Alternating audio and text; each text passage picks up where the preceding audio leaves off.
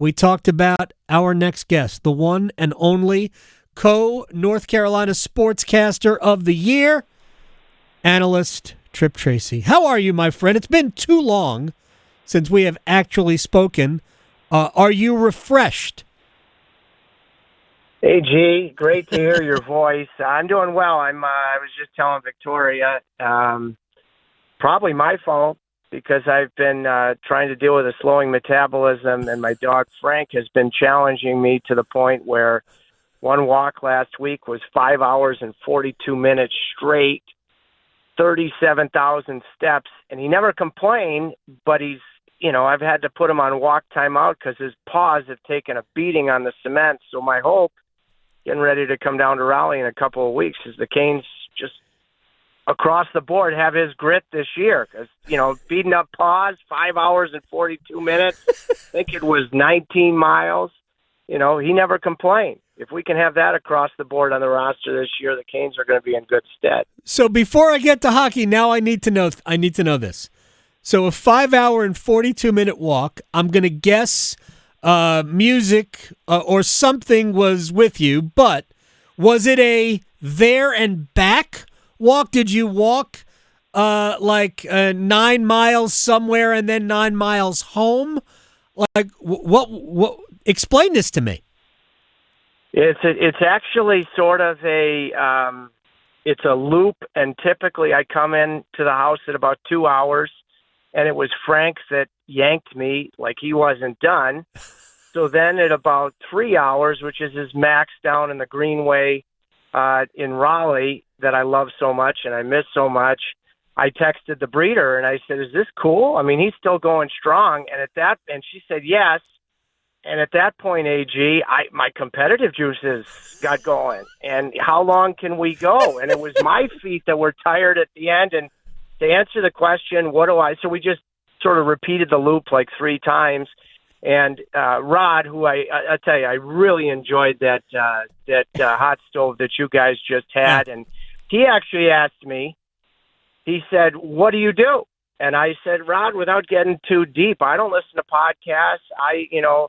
My life is in good stead because as I'm sitting in my car, when I found a way to move from the seat where the steering wheel is to moving to the passenger seat, so I use it as my time. I don't listen to podcasts. I use it as a reminder to turn it over and get the heck into the passenger seat. And so that's how I use the time." That's just absolutely awesome. Tripp Tracy is joining us here on the Adam Gold Show. So I want to get into a couple of things that I talked about with Rod. I just want your opinion on it. I was of the mind, Carolina, we could debate all day long about do they have enough at center. I think we all agree they need more, whether it's from existing centers or from somebody moving to that position. I thought he would give Seth the first crack at it because we know that Jarvis is an elite defensive player already. And that he would be able to handle it without losing offense. But Rod was like, "Nope, I'm not going to do that. I don't want to move him from where he is." And maybe that's about the tandem of he and Aho. I'm not sure. But what are your thoughts on the potential of Stankoven playing center? And then we'll get into the obvious follow-up to all of that. First of all, revisiting what I said in the previous answer, I just thought it was, and I'm sure I speak on behalf of all Hurricanes fans, it was a tremendous hot stove between you and Rod. You guys have a long history. He said right out of the gate, he said that's why he was sitting in the seat. Right. And, Rod's candor is, and a lot of that speaks to your history with him, but, it was total transparency on all fronts. And, so going in, I agree with him, why when Jarvis is such a complete, all situations, no shortcut, cornerstone difference maker, why thrust him into that position from the get-go? Like he said with you, when you know what he does works in potentially, if he takes another step this year, in borderline elite fashion. So I'm on board completely with Rod from that standpoint. I mean, Stankoven, I think I've told you before when I think it was a Thursday night or a Friday. I think it was a Thursday night, and I went to bed and I saw that the pundits were talking about a deal Rantanen with Dallas, and my hope was that Logan Stankoven, more than any other player, would be even significantly more than Robertson. I was hoping he'd be, if that trade went through, that he'd be coming to Carolina, because I've always liked him. Played his first career game in Carolina. We can think of players like Jarvis, but no better example than Stankoven that, plays about a foot, and however many pounds bigger than he is. He's one of, I think, a few, Jackson Blake another, where I think these are really smart long-term extensions. If I had one thing to say about Carolina here with all the great that's been done, is getting to these guys early. When you've got a proven commodity. And I'm on record. I think with Stankoven and Jackson Blake, even at early stages, I think these are proven commodities. I know how you feel about Jackson. So for Logan, based on all that he encompasses, and more than anything, what's in his chest, what's in his heart, there's no doubt he's got a great hockey IQ, that he'd have as good of a chance as anybody to make that adjustment.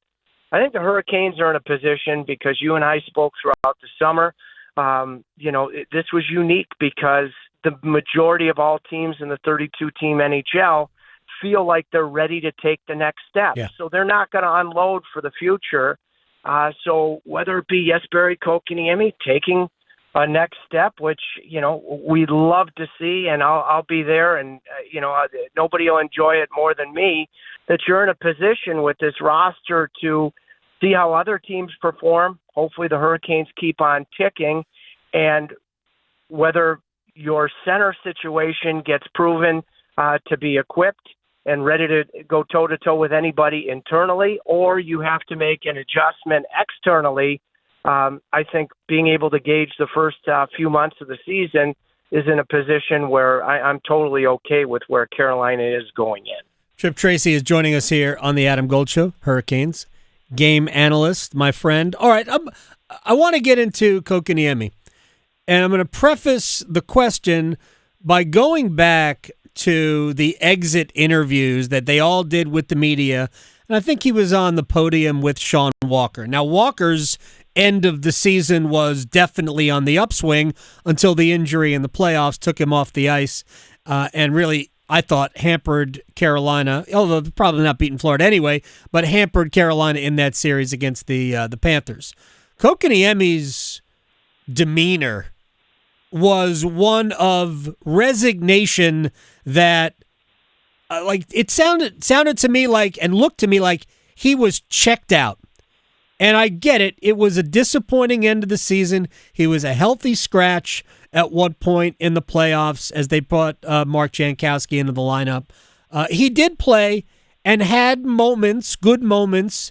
Then he took the penalty that turned the game around in Game 5 against the Panthers, which ultimately led to the loss. And who knows if he was still wearing that particular moment. But it did seem to me that he was resigned, that it was over. Obviously, it's not. He's here. I still think he's going to start the season as the number 2 center in terms of their scoring lines. Where are you in what Kotkaniemi has to do to be able to take advantage of his frame, his ability, and make the other guys around him better? Great question. I'm going to preface my answer by saying great kid. He is a super, super kid. So I've established that. When he was playing for the Montreal Canadiens and former Hurricanes head coach Kirk Muller, and at one point when Claude Julien, I believe, had a heart issue, was the head coach when Montreal put together a little run in the bubble in Toronto, and Kotkaniemi played very well. And at one point he was part of a series where, they beat the Toronto Maple Leafs and had a big overtime winner. So Kirk was very familiar with him, and then the Hurricanes got him. And I said, Kirk, what's the critical piece for Jesperi Kotkaniemi? He said, fire in his belly. So, and my mom who I take care of here in Michigan, hopefully she's not dialed in. She's a big Adam Gold fan. She hates the word pissed. She hates it. But Jesperi Kotkaniemi has got to take that conclusion and play pissed off in the right way. Right. Take charge with consistent fire in his belly. I'll give a terrific example. And, I think it was right after a game that we were here in Detroit on a Tuesday, and the Hurricanes had, or I can't remember if it was we were here in Detroit or if it was that Toronto-Montreal swing right after the Four Nations break. Whenever it was, came home, and the Hurricanes were facing adversity, and it was Whalers night against the Buffalo Sabres. Oh, yeah. And within the context of a regular season, that stretch of poor hockey needed to stop. And Jesperi Kotkaniemi, at the opening faceoff, dropped the gloves, and he set the tone for a one-sided victory against the Buffalo Sabres. And I think he could have been the first star of the game, because that is exactly what the team needed at that moment in time. And that was fire in his belly. That was him taking charge. That was him being a leader in his own way. He's not going to be, in terms of X's and O's, the fastest skating centerman in the league. But if he's direct at the appropriate times and uses his mind, he can gain Rod's total trust. He's got an opportunity. I mean, if you look at how much power play opportunity he got last year, and unfortunately, the lack of production, it hasn't been a lack of opportunity. So I think that part of it, Rod just wants the best out of him, but there has been ample opportunity. And then the one last thing I'd say, AG, is shoot that puck quickly. Because when he shoots the puck quickly with no dust off, he's a really good playmaker, especially in the offensive zone. I think when he is going, he does as good of a job. You mentioned Sean Walker, and I think I agree with you wholeheartedly what you said about his performance and how much he lost when he got hurt. The weak side defenseman in the offensive zone, with the way teams play defensively, that guy is usually open and dangerous of switching sides quickly. And I don't know if anybody, when he's on, takes more advantage of that and better and more favorable advantage than Jesperi Kotkaniemi. So those are the things, both in terms of the intangibles and a couple X's and O's, that I think will allow him to take a big step. But I think it starts and ends with him playing pissed off and with consistent fire in his belly. Tripp Tracy is joining us here in the Adam Gold Show.